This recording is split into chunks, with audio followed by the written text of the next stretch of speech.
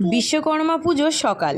গাড়িটাকে সকাল সকাল পুজো করিয়ে নিয়ে আমরা কর্তা গিন্নি ছানাকে রেডি করিয়ে নিয়ে আমরা বের হয়েছি।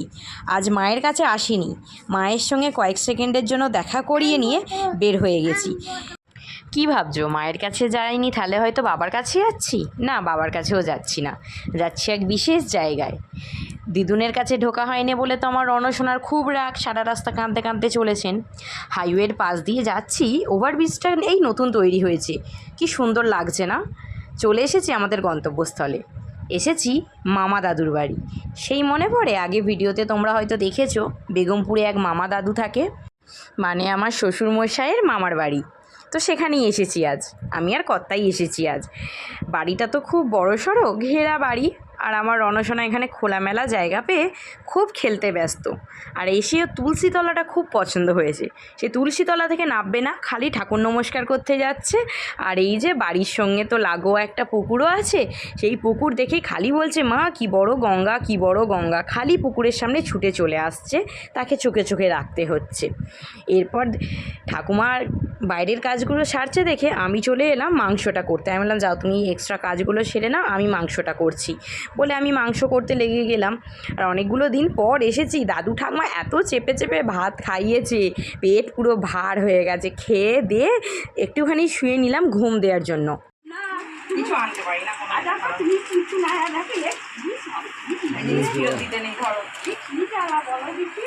সবই জ্বালা।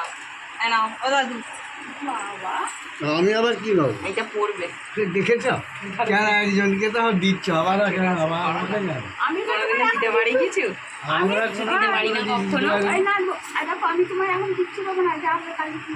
আমি কিছু চাইনি, আমার কিছু চাই না, রাখো আর কি বলবো, আমার কিচ্ছু চাই না, শুধু আমার বাড়িতে তুমি যেও। আমার এরপর বিকেলবেলা ঠাকুমা দাদুকে নিয়ে একটু বের হলাম ঘুরতে। দাদুর বাড়ির একটুখানি দূরত্বেই, মিনিট 15 দূরেই বনমালীপুর মন্দির। তো সেখানেই ভাবলাম যে যাই, একটু ঘুরে আসি। দাদু ঠাকুমারও কোথাও বেরোনো হয় না, একটুখানি ঘুরে আসা হবে, আমাদেরও একটু ঘোরা হবে। যদিও এই মন্দিরে আমার এটা নিয়ে বোধহয় 6 নম্বর বার ঘোরা, বহুবার ঘোরা হয়েছে। ভালো লাগে, বেশ নিরিবিলি জায়গা, মন্দিরটাও বেশ বড়সড়। তো আর আমার সবথেকে বেশি খুশি হয় আমার রণসোনা, বড় জায়গা, এত দৌড়াদৌড়ি করে, এত লাফালাফি করে, ও খুব খুশি হয় এখানে এলে। আর এই যে এটা হচ্ছে মন্দিরের আন্ডারগ্রাউন্ডে একটা শিব ঠাকুরের মন্দির আছে। এখানে শ্রাবণ মাসে অনেকে জলও ঢালতে আসে জানো, সেই শিব ঠাকুরটাই নিচে দর্শন করতে এলাম। আর এই যে মন্দিরটা বাইরে থেকে কত সুন্দর দেখতে লাগছে দেখো, যত সন্ধে হয়ে আসছে মন্দিরের সব আলো জ্বেলে দেওয়াতে খুব অপূর্ব লাগছে।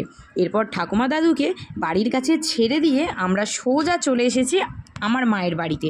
সকালবেলা যেহেতু ঢোকা হয়নি, তাই বাড়ি ফেরার পথে ভাবলাম যে একবার মায়ের সঙ্গে দেখা করে যাই। তো সেখানে ঘুরে টুরে বাড়ির সামনেই যে কোল্ড স্টোর, মানে মা যেখানে কাজ করে, ওখানেও তো বিশ্বকর্মা পুজো হয়, তো সেখানেও বিশ্বকর্মা ঠাকুরটা একটুখানি দেখতে চলে এলাম। ঠাকুর দর্শন করে এবার সোজা যাব বাড়ির পথে। আর দিচ্ছে না শরীরের ধকল, সারাটা দিন অনেক হাহা হিহি ঘোরাঘুরি হয়েছে, শেষ পর্যন্ত বাড়ি এসে যেন আমি শান্তির নিঃশ্বাস ফেললাম। শরীরে আর একটুও জোর নেই। রাতের খাবার দাবার মা সব গুছিয়ে প্যাক করে পাঠিয়ে দিয়েছে আমায়, কতটা কি খেতে পারবো জানি না। যাই হোক, এখন খাওয়া দাওয়া করে শুই। দেখা হচ্ছে খুব তাড়াতাড়ি আবার নতুন কোনো ভিডিও।